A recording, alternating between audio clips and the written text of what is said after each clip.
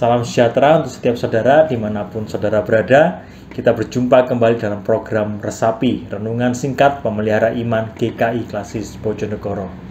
Saya harap juga tidak terlalu terlambat untuk menyampaikan selamat Natal dan selamat Tahun Baru.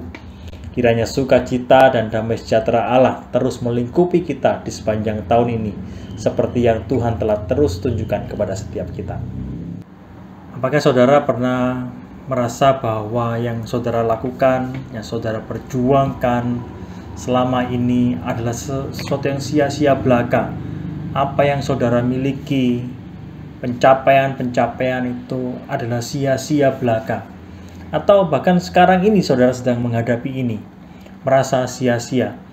Atau mungkin saudara pernah mengalami di mana saudara menghadapi sebuah kondisi bahwa saudara itu menghadapi kemustahilan, sesuatu yang tidak mungkin untuk saudara pecahkan, saudara tidak mungkin untuk atasi. Atau mungkin sekarang ini juga ada di antara saudara yang sedang menghadapi ini, menghadapi sebuah kemustahilan. Apakah mungkin untuk bisa memperbaiki segala sesuatunya? Rasanya kok mustahil untuk bisa kembali pulih.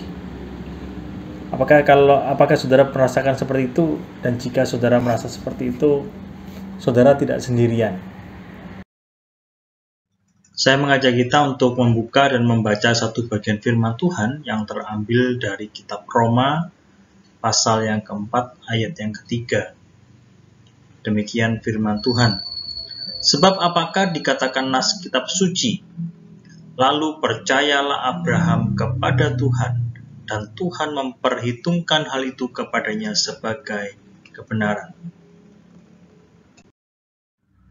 Saudara, Abraham, tokoh yang tersebut dalam bacaan kita, bisa memahami dan bersimpati dengan saudara.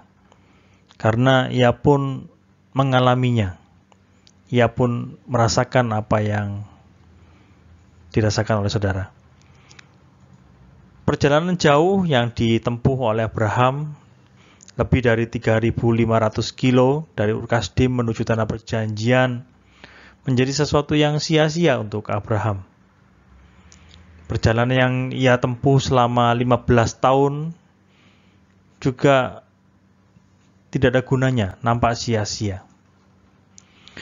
Kekayaan yang ia peroleh selama ini juga dianggapnya sia-sia, tidak ada gunanya lagi. Kemudian juga kemenangan besar yang baru saja ia alami ketika ia sedang menyelamatkan keponakannya Lot, juga dianggapnya sia-sia.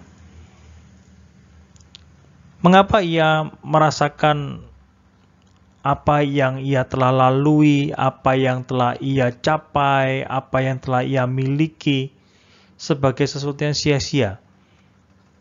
Karena Abraham menghadapi sebuah kemustahilan. Ia mustahil untuk memiliki keturunan dari istrinya, Sarai.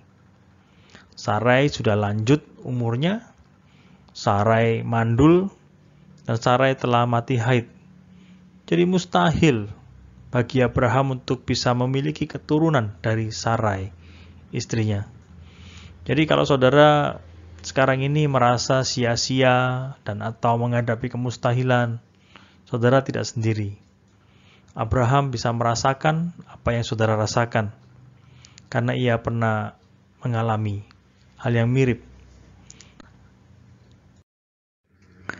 Dalam keadaan sedang merasa sia-sia, di dalam ketika Abraham sedang menghadapi kemustahilan, ternyata Tuhan menjumpai kembali Abraham.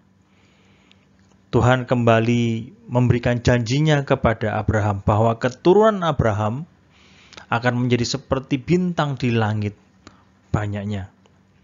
Dan yang luar biasa adalah ketika Abraham mendengarkan janji dari Tuhan itu, maka dituliskan percayalah Abraham kepada Tuhan. Abraham percaya bahwa janji yang diberikan Tuhan kepadanya itu ya dan amin.